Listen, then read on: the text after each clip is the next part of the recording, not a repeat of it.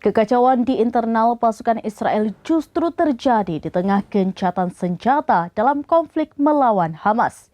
Kini banyak tentara Israel yang memilih kabur dan enggan berperang melawan pasukan Hamas di jalur Gaza.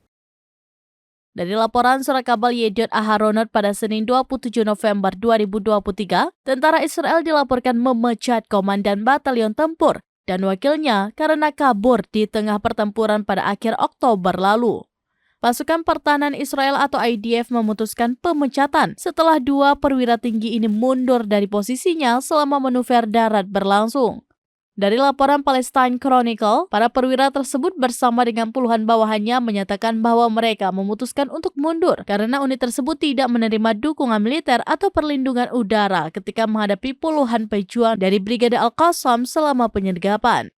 Krisis parah pasukan pun terjadi di kubu Israel buntut mundur massalnya tentara Zionis itu.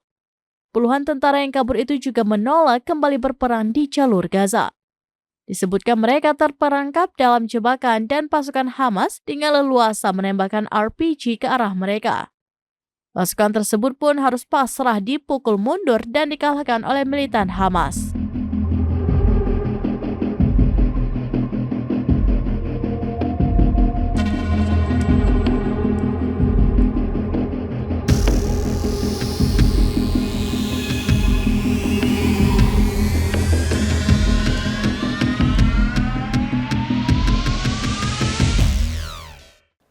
Demikian informasi terkini Syederalun, saksikan terus beragam informasi lainnya. Jangan lupa like dan share seluruh akun serambinis.com.